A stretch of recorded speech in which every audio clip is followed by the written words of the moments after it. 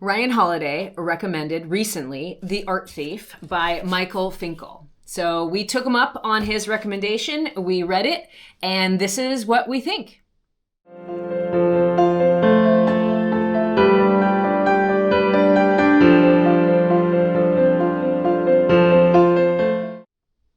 Hey everyone, welcome to another episode of Required Reading. This week we're going to do something completely different than what we've done in the past. We have read a book together. Now this is a rare thing. Kirsten and I have very different, shall we say, tastes in books. But this time around we both read The Art Thief by Michael Finkel. And so, I don't know, like I sort of decided to read this book because you made me interested in it. But why did you choose this book? Like, why this book? I blame Ryan Holiday. Mm-hmm. I recently have been addicted to midnight scrolling. Oh, recently you say. And he's had some really good YouTube shorts where he does give recommendations. Yeah, does he even do long form videos anymore? He does, yeah. Yeah, I'm not so okay, sure. Anyways. And he had one short where he was talking about the books that his wife recommended to him and he didn't listen. And then he actually read them and realized they were a good book. So, of course, I took the wife angle. I'm like, well, of course you're not going to listen to your wife. I know how that feels. Anyways, The Art Thief by Michael Finkel was one of those books that his wife told him to read because it was really good. And then he actually finally did. And he was like, yeah, it's actually great. Michael Finkel has actually written another book called The Stranger in the Woods. And that was talking about a guy who just drove off the side of the road in Maine and lived in the woods for 27 years. So I'm debating as to whether or not I want to read that book. I don't know whether or not, I mean, obviously art is a little bit more my genre, and I don't think that survival in the woods really is my genre. But I took a chance, and to be honest, this book has been on my list since I want to say like the summer of 2023. So he just pushed me over the ledge to finally get it. Yeah, I mean, this book has not been on my list whatsoever. I don't think I was even vaguely aware of it. And then you read it, and it sounded like fun. You had quoted a couple of things to me, and I was like, oh, that's kind of interesting. And then I actually read it because we were going on a trip, and I needed something kind of light. Mm-hmm. I don't know that I would say this is really a light book, but it reads really fast. Really fast. And so I was like, you know what? We're going to go on a short trip. I don't want to bring what I'm currently reading, which is a big honking book. And so I did bring this, and I found it, yeah, I mean, it's like really engaging. It like really grabbed me. It reads really fast. And, you know, yeah. And we both have similar interests in art, museums, and in history. And so, yeah, I think it sort of made perfect sense for a sort of vacation read, I think. So we're going to talk about the first impressions of the book, but I did want to just make sure that everybody who has not read this book is well aware that this will be a spoiler-free episode. I think that this is a fantastic book, and I absolutely recommend everybody to read this book if you are interested in art and museums and capers and, you know, a little bit of true crime in there. And so I don't want to ruin that experience for you. But that being said, what did you find actually, or what was the most surprising thing to you about this book? Yeah, the thing that surprised me the most was, so this isn't a spoiler. The book is about an art thief. So that's something to be aware of right away. Not a spoiler whatsoever. What surprised me was how much I liked him. Yeah. And how much I liked his philosophy. You know, this book is about, it's sort of true crime. It fits in the true crime section. I guess that's where you got it from. No, actually, I think it's in art. In memoir. In memoir, interesting. It doesn't say on the back of this. Usually books do have this one. Now I don't remember, actually. Okay. Anyway, so yeah, I'm not sure. I guess I'm not sure where I got it online, so it's not like I actually went to a bookstore and got that section. But I think the recommendation for where you would shelve this book in a bookstore is actually in true crime. But yeah, I was surprised at how much I liked the person, the Breitweiser, I guess is his name, who's a young man from Alsace, France, and the book is somewhat about the philosophy of art in many ways. And I found that I kind of liked his philosophy about art. And so I found myself liking him. Now that those feelings are actually far more complex as I continued to read the book. They became more complicated. But in the beginning, certainly in the first half of the book, I'm like, I kind of like this guy. But that's kind of messed up. But that yeah, that sort of that surprised me, and it made me think about what he had to say about art and about cultural objects. And so, yeah, I mean, how did it make you feel about that, about art and cultural objects in our world? Yeah, I mean, it was like you. I liked him in the beginning of the book. There's definitely, I think, a shift where my opinion changed of him. But thinking about the pieces, or thinking about what he said about the pieces that he took, and the idea of wanting to touch them. And you can't, obviously, at a museum, walk up and, touch a painting and really feel those brush strokes, or, touch a sculpture and trace the lines of the chisel marks and everything. And I think that having the touch sense removed actually takes away a little bit of the appreciation or understanding of the art itself too, because it takes away your relationship with the artist, and you're actually just looking at the finished product rather than feeling the process. And as we all know, I am a product-oriented person. I hate the process, or the process just bores me, and I just want to be done with something. But in this case, as somebody who dabbles in crafts and arts, I want to feel that process. I want to feel how they did something, how they went about creating that look through the texture, through the chiseling, if it's a sculpture. And so he talks a little bit about it's not right for a society to not be able to touch the art. I think that we should be able to touch the art. It opens up with a scene where he is pilfering a statue or a carving in ivory, I think it was, a carving of Adam and Eve. And being able to, he's like, I appreciate this so much more because I'm able to touch it and interact with it. So that, oh wow, did it actually change my opinion? I'm not sure. But it definitely made me feel as though, and I love museums. I love going to museums. I wanted to be a museum curator, so I definitely love museums. But it kind of made me, this last trip that we took, we went to museums after I read this book, kind of made me feel distant from the art that I have seen so many times before. We went to a museum that I've been to, I would argue, actually at least 100 times. And it did make me feel distant to that art, and I wanted to get closer. So I'm not sure if that answers your question on how this book made me feel about art and objects. Yeah. What is your opinion? Yeah. What did it? Yeah, I mean, so it's funny because I love museums, and I love museums in theory. I have found recently, especially as I've done more field work, I've done more academic work, that my opinion of museums has in many ways changed. I think I forget where it is because you mentioned it to me, or maybe it is in the book that one of the inspectors, I guess, says that museums are secular churches, yeah. Right? And I think that that's an interesting perspective, and I certainly I can understand. I think that's a very complicated term, but I think I understand it. I think one of the things about museums is that one of the things that they do is they're supposed to convey what the art is about. Pieces are sort of arranged in a certain way so that it can be looked at in some cases in comparison to others. Mm-hmm. So they're sort of in certain contextual forms.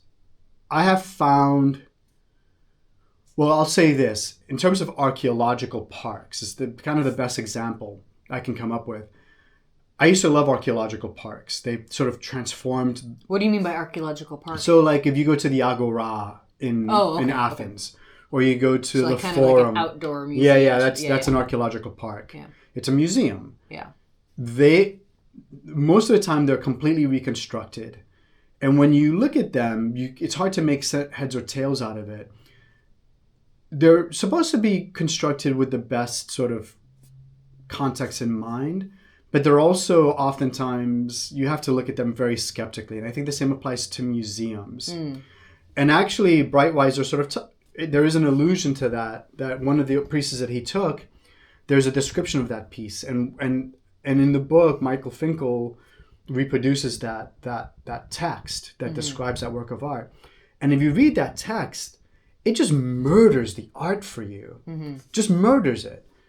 And the reason it does that is because you're like, what is the person talking about? It's a curatorial word salad. And Breitweiser talks about, he feels that you should view the art with, like, on a couch, sort of looking at it with a cup of tea or a glass of wine or whatever. Look, that's the way that I think maybe some rich people would consume art. And I have an issue with rich people just hoarding great art and making it disappear into their vaults.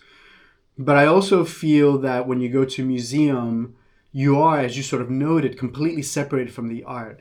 Should you touch it? No, you shouldn't touch it because it'll damage it. But you are really limited in how you can interact with that. There's a book I recently read on cuneiform texts, where the author, she talks about going to the British Museum to work there, and she's actually holding cuneiform text in her hand, and how that creates a connection to that text that's very special, and that tactile quality. These are tactile objects. The painter, the sculpture, that's a tactile engagement with the material. And I think that you lose something when you're just looking at a work of art. You're sitting there and you're doing an analysis of what you're seeing in the picture. But I think that there is a limit. And I think that's tough because museums present art in a way that you can consume it, I guess. But that's really what you're doing. You're consuming, you're not really engaging with it totally, and that's really tough. So my feelings are very complicated there. I mean, going back to the quote from the investigator that museums are secular churches, I do think that I actually agree with that, in that it almost creates this reverence for, or that it creates this environment that we should have reverence for this art. And that's difficult for me because I do see a hierarchy of art. You know, there's good art and there's bad art. And do I have reverence for graffiti? I mean, we've had a conversation about graffiti on trains or on the side of walls, and I don't like it. You have mixed feelings about it, but like there are different levels of museums, you know, like, and you have maybe more reverence in the Louvre than you would in a rinky-dink little Mozart museum in Vienna. That there's 4 of them. And so thinking about just this like almost this worshiping stance that you have when you go to a museum, or at least when I go to a museum. And it reminds me of when we were in Selçuk and we went to the museum there. And museums aren't libraries. I get it. You don't have to be silent. But there was one guy that was anything but silent, and it annoyed me, and I was mean, and I shushed him. And then we got into a fight in the museum.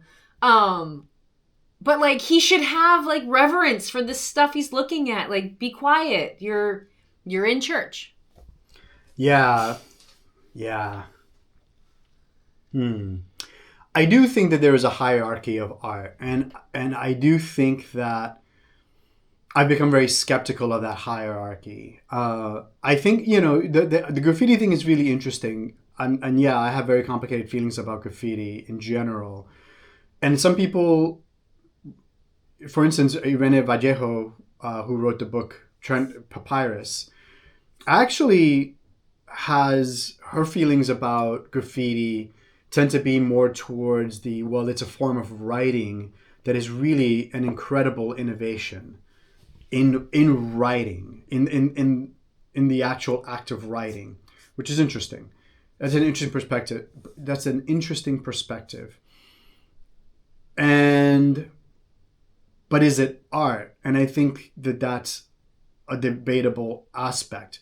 But street art often gets relegated to sort of low art.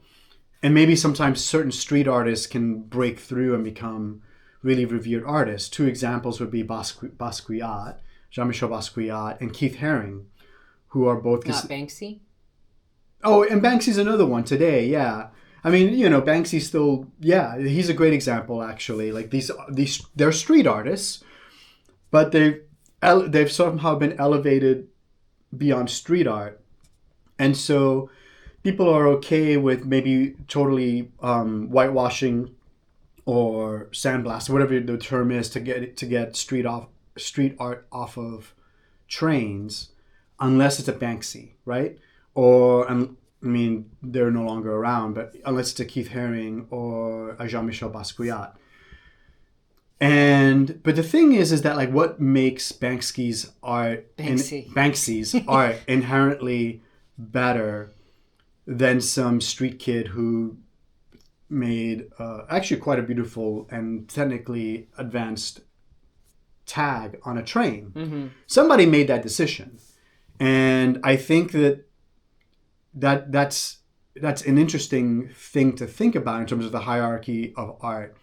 And when you go to a museum, I'm gonna try to avoid naming artists, because that adds a whole other debate. And I'm not afraid to say that I don't like a certain artist, but I want to keep this focus on this book. But I will say that I'll go into a museum and I'll look at it. I may actually name artists, but you've already named 3. Yeah, but I didn't say that I didn't like their art. Okay. But there's certain artists that I'll go into a museum and people will be like, oh, like this artist is so amazing. And I'm like, what are you talking about? I know you feel that way about a certain artist. I mean, shall I say the name? Yeah. Rothko.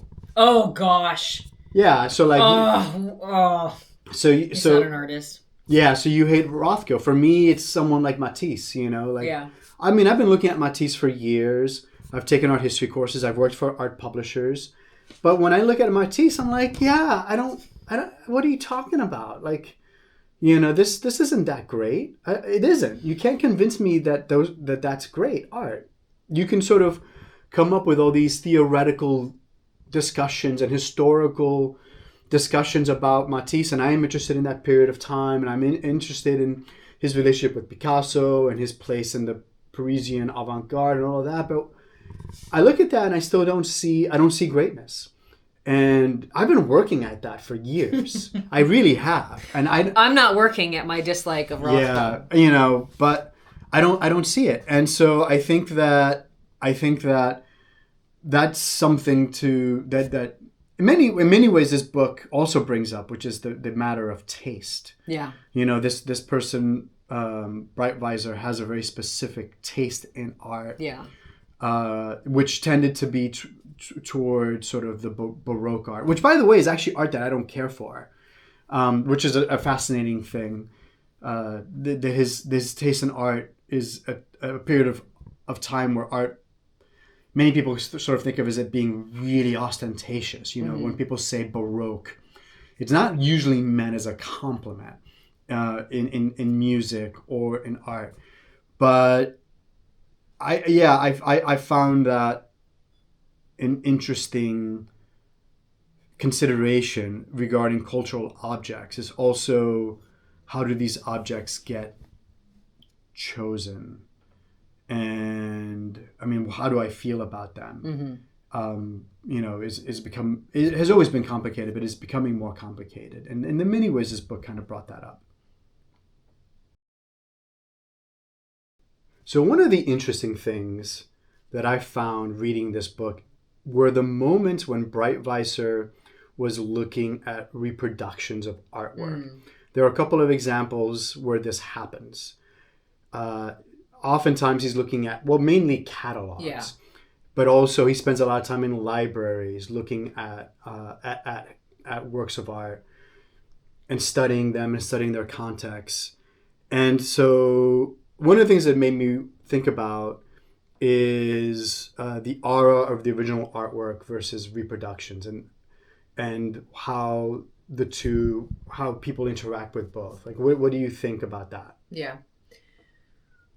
Wow. I definitely need to acknowledge that I am a spoiled brat, and I have been to a lot of museums, and I have seen a lot of original pieces of art. And I know that not everyone has that opportunity. So take this with a grain of salt. There are different ways of reproducing art, I think, that, again, in different contexts where it's like I'm quote unquote okay with it. I do not like calendar reproductions or something where it's just like a straight reproduction and every month you get a new Rubens painting or you get a new Van Gogh or whatever. I don't like that. I think it's cheap. I really do not like when marketing kind of jumps in and uses a painting like Edvard Munch's The Scream on everything. Like, I remember there was a bumper sticker when Bush won the second election, and there was a bumper sticker with The Scream on it, and it was like, "No Bush," question I had a coffee cup thermos with The Scream on it, actually. Yeah, but was it like political? Was it anti? Oh, it wasn't political, yeah. But it was obviously like, I mean, I had a coffee cup with Munch's painting on it, with The Scream on it. Oh, yeah. So I'm not necessarily negating that, but like when marketing agencies bring it in and like you use it like, again, on a calendar, to like, I don't know, I guess it's difficult. I was going to say to drum up money, but like everything's sort of to drum up money. But it's not a replacement. Like it's a nice approximation. I probably wouldn't like cut your calendar apart and frame the pieces. It's maybe something nice to look at on your kitchen fridge when you're referring to your calendar. But it's not, reproductions are not, in my opinion, not a replacement. That being said, I do actually really like exhibition posters. So maybe they take one piece of art, or maybe they take a couple of slides of different pieces of art, and they arrange it on like the exhibition poster, like for marketing purposes, the exhibition, and it has the dates of it and has the name of the museum and everything. Almost kind of like movie posters. I feel as though I really like those. My parents definitely have a few exhibition posters from Oslo, and I just really like them. They kind of bring me back to a moment in time. I remember being at that exhibit. And so in that case, I guess that's not really a reproduction because they're using it in a different way as opposed to just being the piece of art itself. So yeah, I don't think that a reproduction gives you the same aura of being in the room with a piece of art.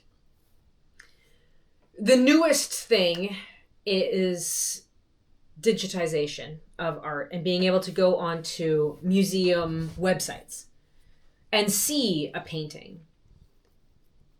And I actually don't love that, except, again, we were in the National Gallery in Oslo recently, and I wanted to see what art was on display of a certain artist.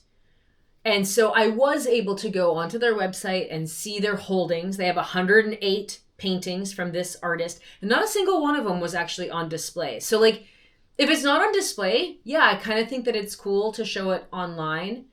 But maybe if it is on display, like The Scream, you don't actually, I don't know. I don't know. Sometimes like when we get into conversations and I'm like, oh no, there's a purple stripe down this side, blah, blah, blah. And I need to show it to you. I want access to it. And maybe the access is good, but knowing that it's not, I keep coming back to like, it's not an adequate representation of the art itself. I don't know. It's complicated, I think.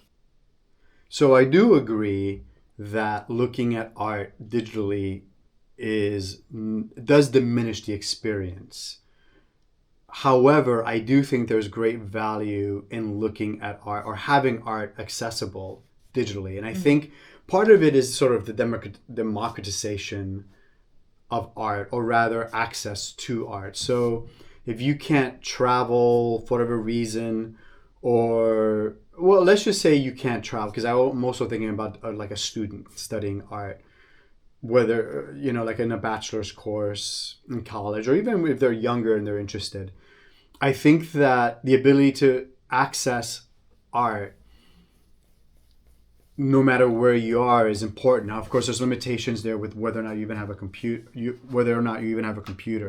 So, I actually agree with you. I'm not too crazy about reproducing art on calendars. I think there's an aspect to that where if you have it on a calendar, there's a tendency not to look at that art.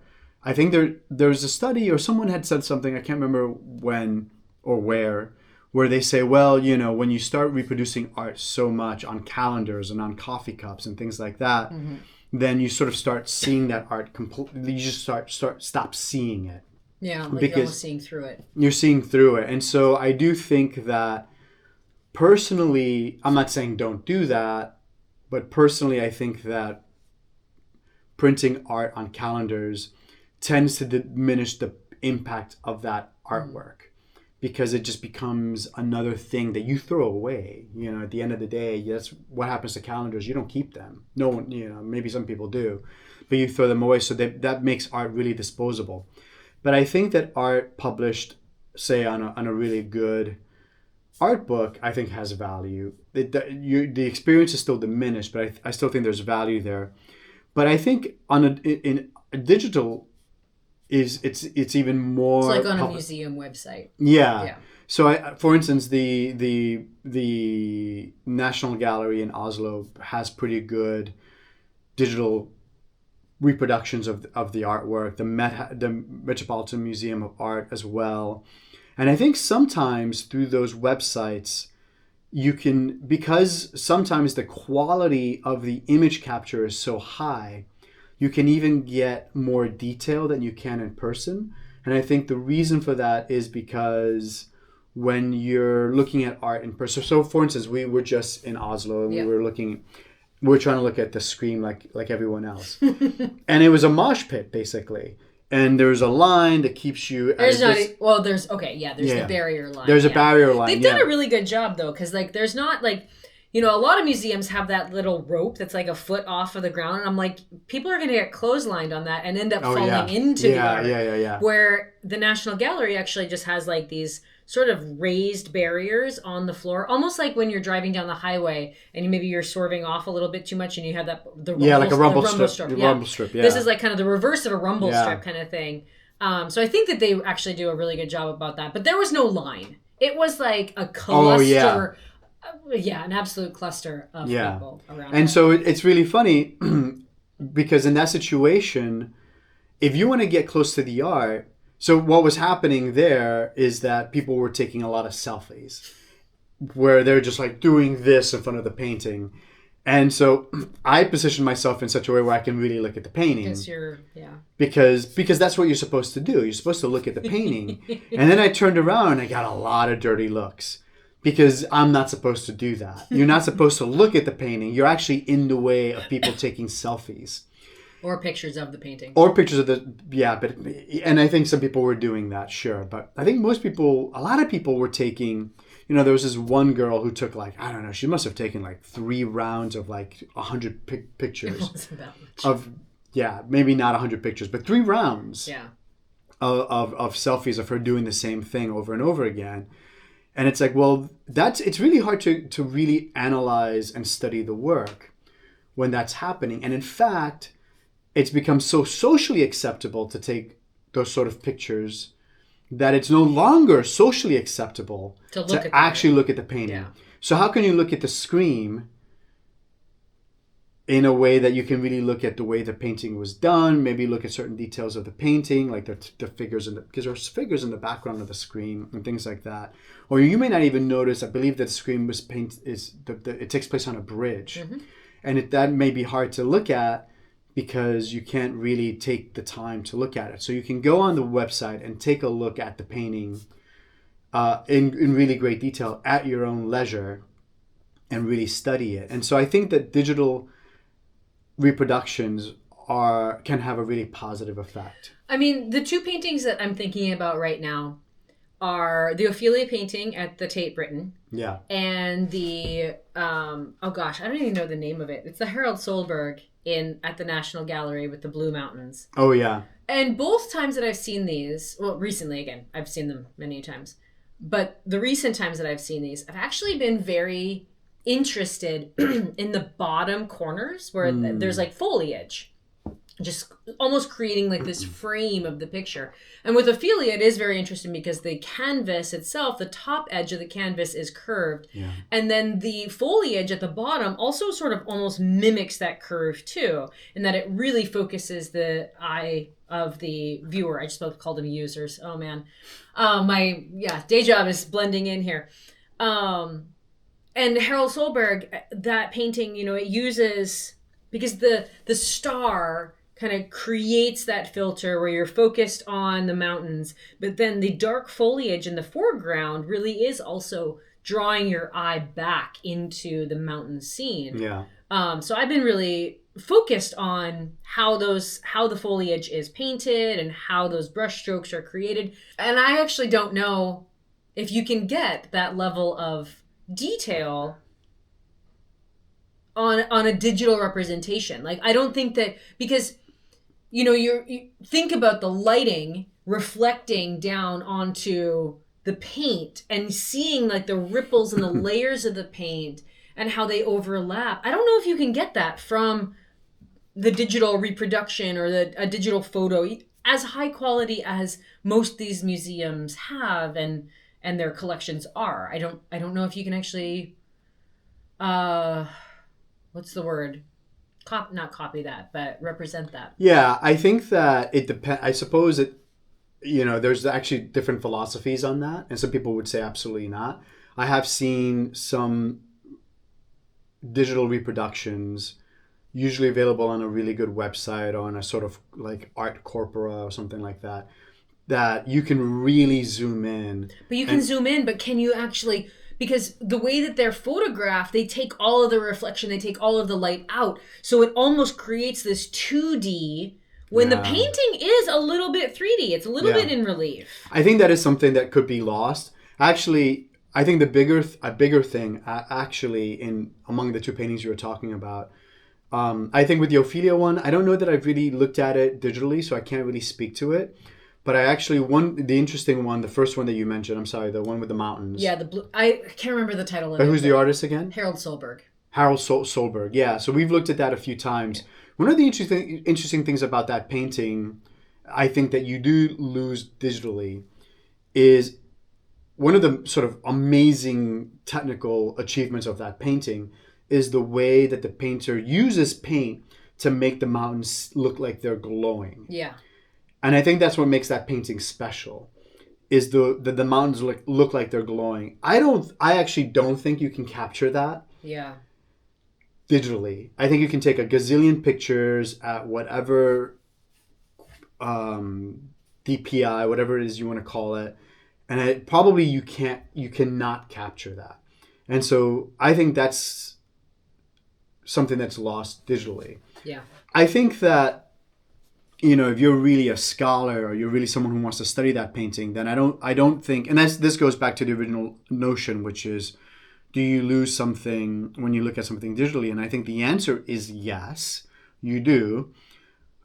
I do think that there's still high value to having that access to something digitally where it's high quality. And so I think that, for instance, that glow, you lose that glow. I think what you're talking about, that foliage, you probably lose that. I think with Van Gogh is actually a good example. Like Van Gogh, you lose a lot because his paintings are so textural. Yeah. literally textural, because the way he put the paint on the painting is very textural. So you lose that. So if you look at, like, for instance, Starry Night, you lose a lot looking at Starry Night on a postcard or digitally, because you don't capture that textural aspect of the painting. Whereas when you're looking at the painting, you see that, and that makes the painting really have even. And the Scream actually is another example. I mean, the Scream, I guess, isn't quite as textural. It's not as textured. Yeah. No. But I do think you lose something. But I also think in terms of accessibility and people being able to look at paintings or look at a piece of art, seeing it, having it on a museum website, like the Met, again, like the Met Museum has an excellent website for this. Actually, the National Gallery in Oslo, their website's actually quite good as well. I think that it does offer you the opportunity, and now with the ability to, and some institutions are doing this, where they're beginning to take 3D imaging of artworks. They're not doing 3D imaging of paintings, though. They're doing those of sculpture. Yeah. I mean, but there's a great benefit to that as well. So, I do think there's a benefit.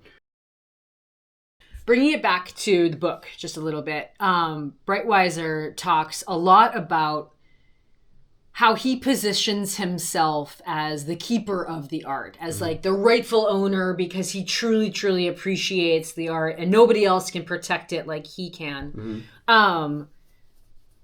Do you think museums, I mean, I definitely think that museums have a role in keeping our cultural heritage, but I find that there is a fine line between protecting cultural heritage and actually being a gatekeeper of cultural heritage, in that they choose what is art and what is not art. I mean, and I know I just talked about how, like, yes, there is a hierarchy of art, and I understand that I'm even contradicting myself, but what is your opinion about, like, a protector?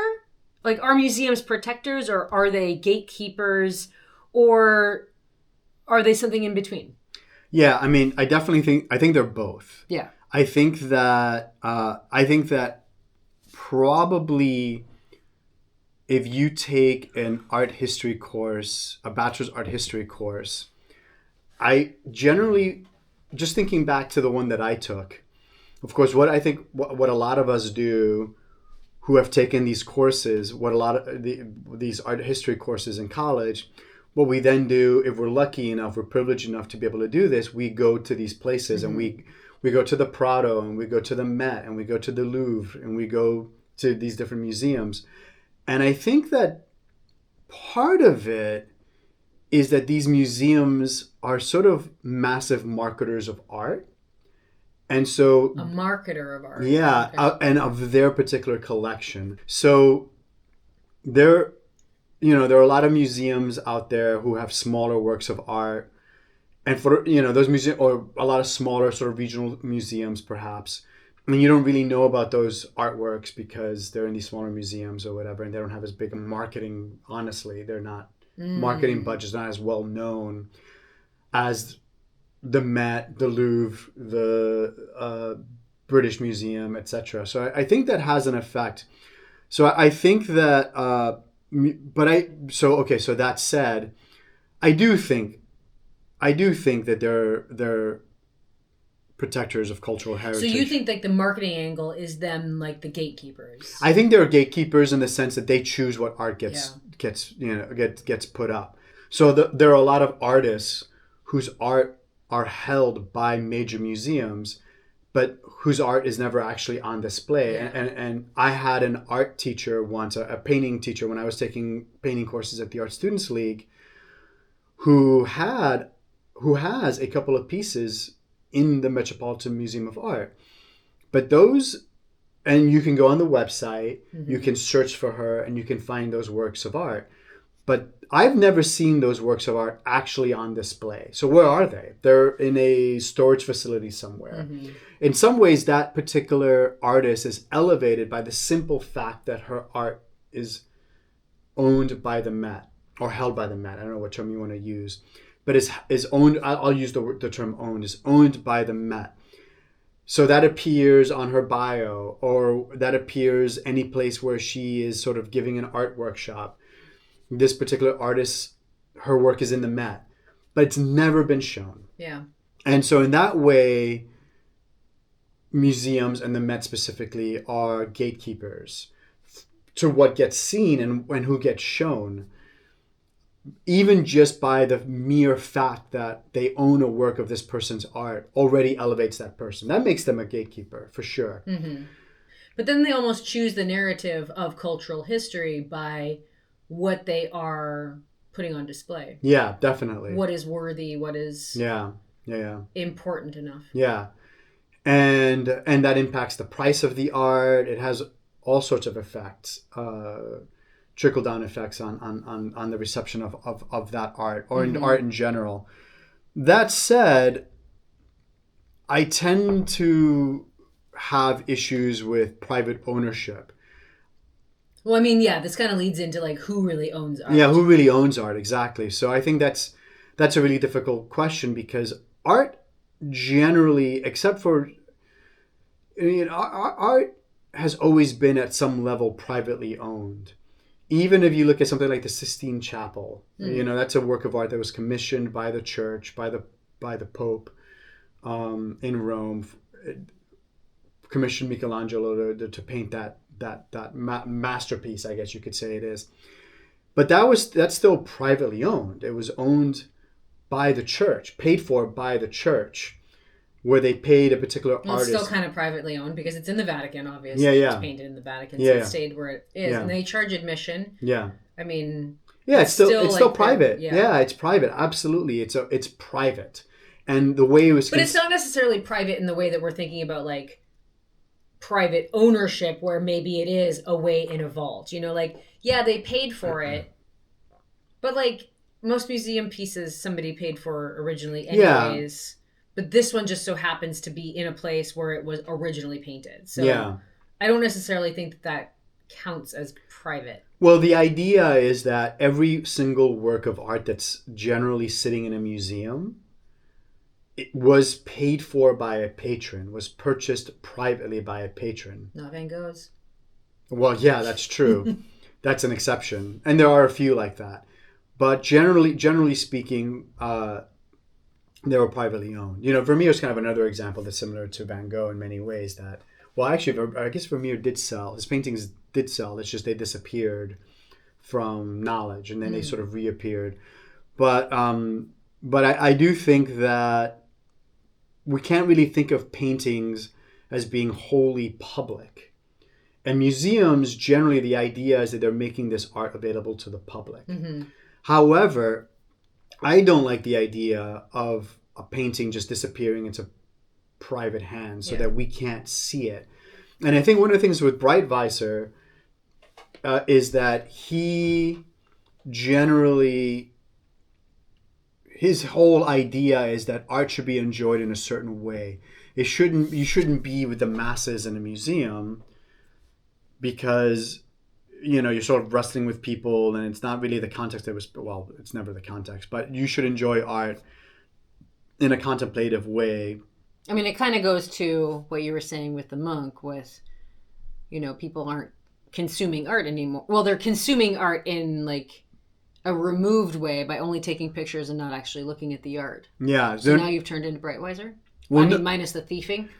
Well, no, actually I don't. So I don't like that either. So when I read that part in the book where he talks about, well, art should be enjoyed in this way. You're in your favorite chair, and you're in the most comfortable chair in your house. You should be able to sit there and observe it and contemplate it. I think that's really difficult to do in a museum. You can only really do that in private. But the thing is, when you take a piece of art, a work of art, and you put it in that context, i.e., in someone's home where only one person gets to enjoy it, I don't like that either. I think that creates an issue of accessibility. And I think that art has become, we look at art as cultural heritage. And cultural heritage is, the notion of cultural heritage is a public, it's an idea of the public. It's an idea of a shared cultural heritage. If art isn't in a museum, it's no longer really cultural heritage. Now it's just a private, it's like anything you might have in your home that's just a private thing.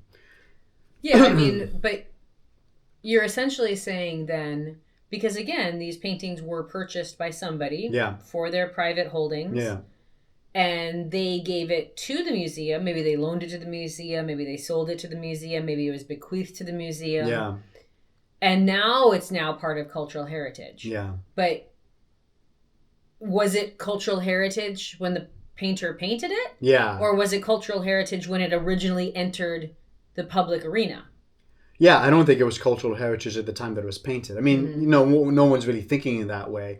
But I mean, that's another thing with art, and especially modern art. And I think people forget this, or maybe they don't conceive it in this way. But before at a certain point, before the mid 1800s, art was always, I mean, you were contracted to make a work of art, generally by a rich patron or the church. Yeah. And it wasn't really until the rise of photography where painting becomes the act of reproducing something becomes less important, because you can now have photographs that can reproduce that thing. Now, photographs generally were not considered to be at the same level, but painting a portrait, for instance, a family or an individual might have a portrait painted because of a person, of a family member, because that's the only way to have that art, that person reproduced in such a way as skillfully as possible. The photograph took that away in many ways. So you no longer need a portrait of someone painted by someone, because now you can have a photograph of that person. And that's what's happening in the 1800s.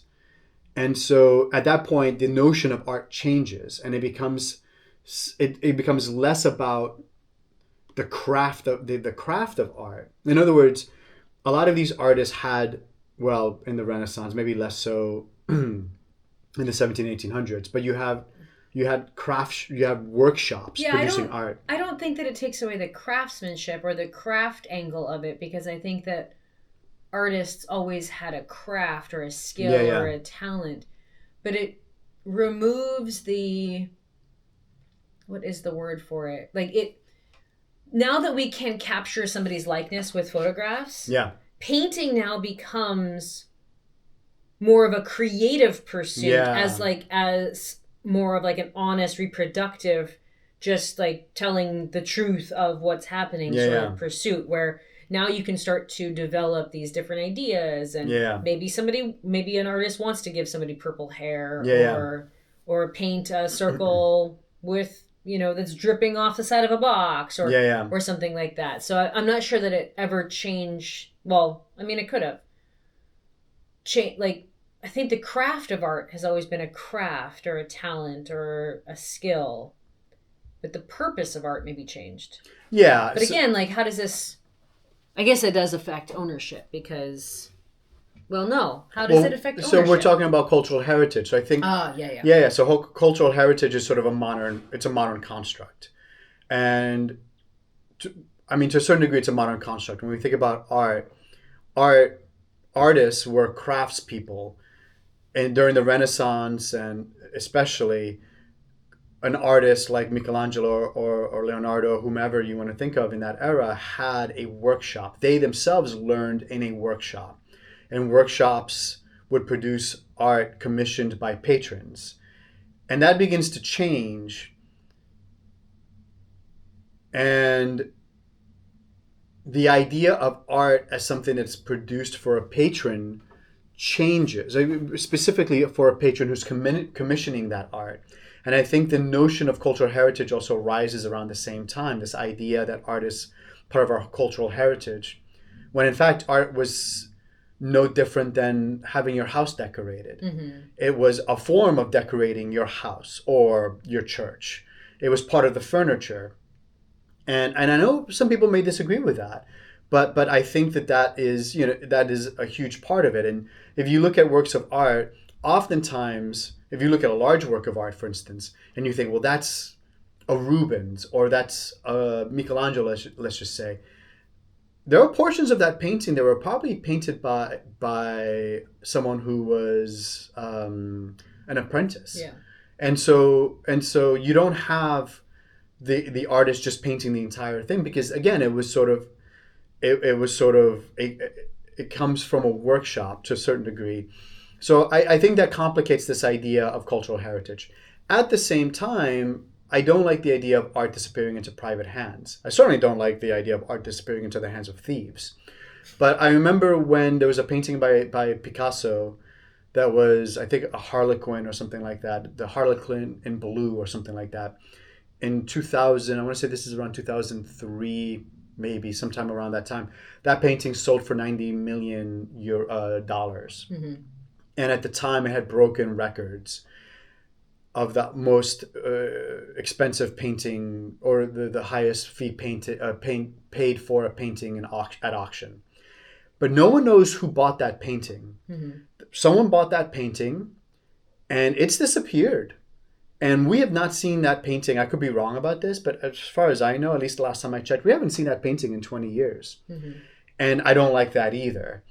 And I think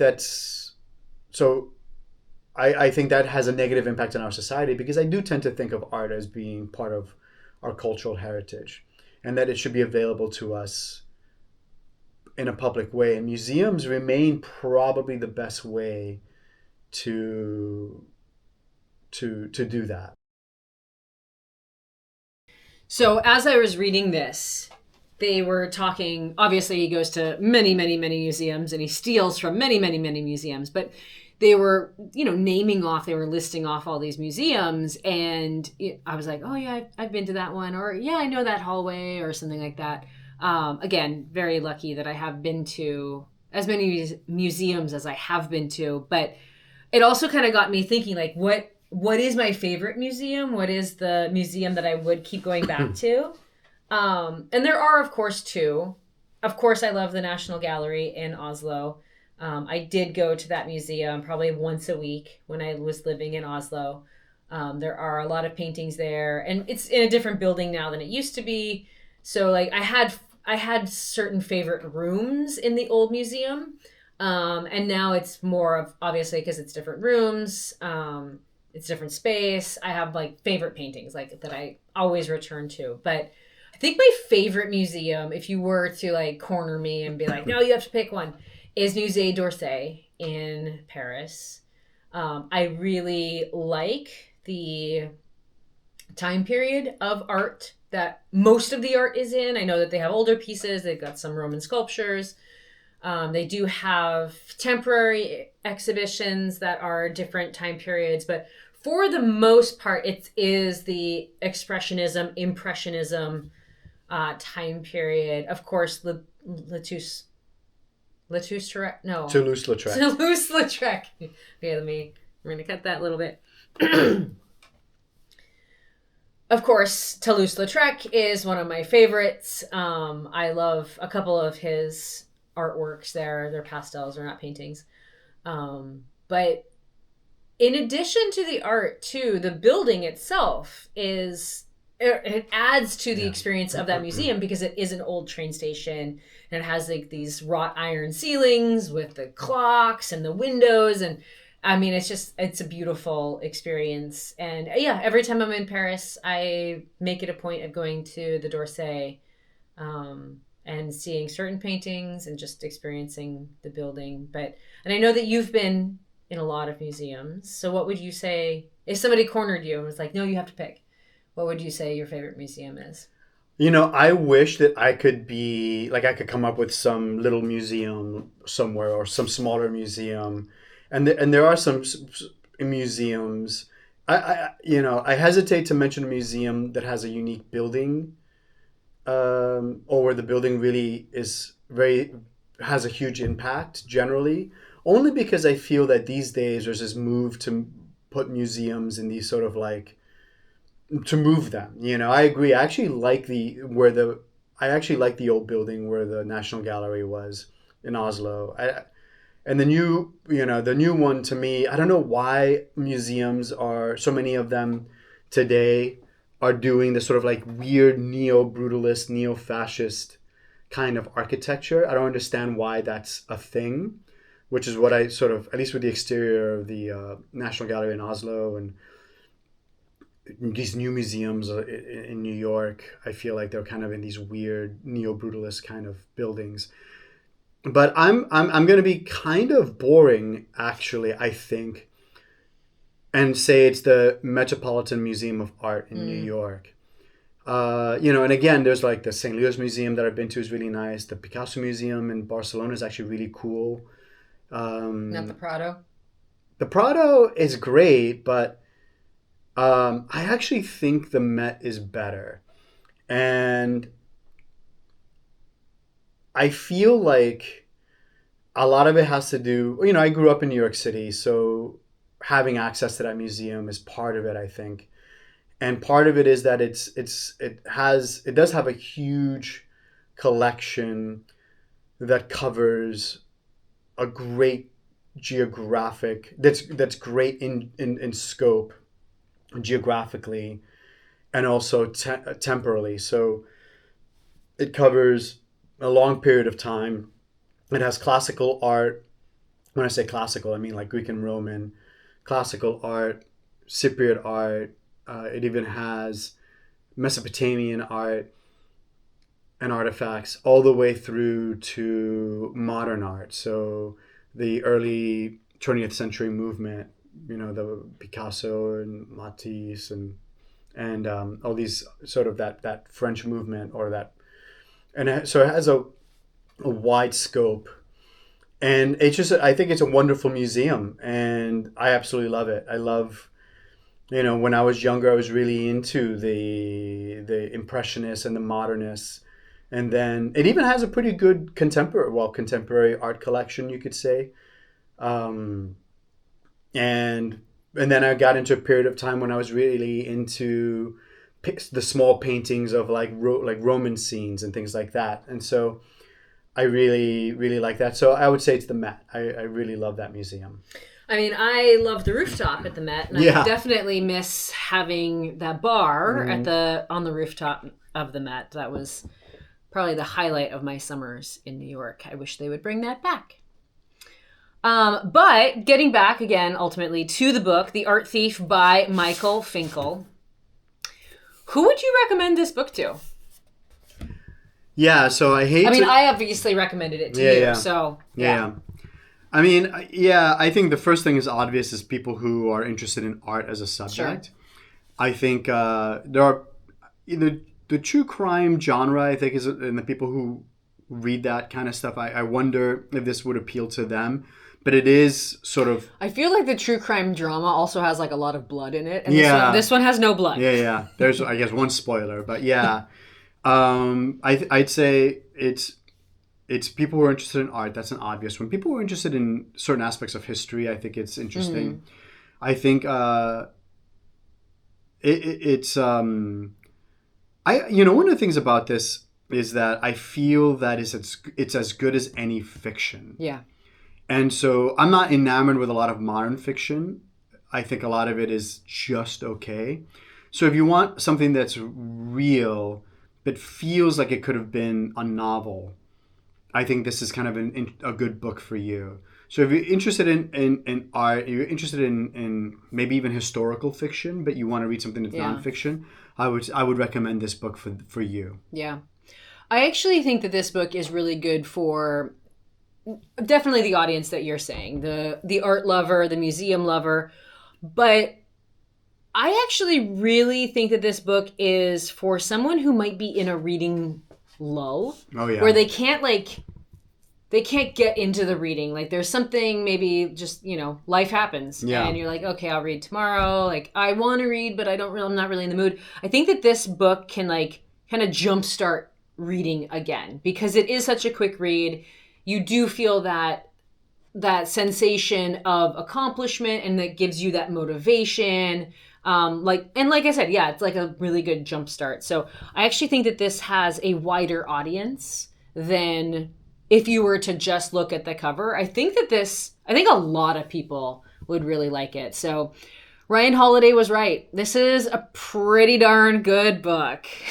It is. And I actually agree with you. even more broadly speaking, it's about what is it? It's 200 pages. Yeah. But it almost reads like a 90-page book. Like, yeah, I read it in 4 days. Yeah, I read it really quickly. So it is a good book. If you're in a reading rut, or you don't want something that is, it's not that difficult, but it's also really interesting and illuminating. I agree with you. This is a great book for that. Cool. Yeah. Well, thank you for watching. This video might be few and far between because, as Sergio said, we don't often read the same book. So we will alert you if another one of these videos is coming out. But in the meantime, what are your opinions? Do you think that museums are protectors of art? Do you think that they're gatekeepers of art? Who do you think truly owns art? Have you read this book? What did you think? No spoilers in the comments, but definitely want to know like what your opinion of the main character was. Don't forget to leave those comments, subscribe, and we will see you next time. If you made it this far, make sure to hit that subscribe button so that you are notified of any upcoming episodes. It's free for you, but it means the world to us.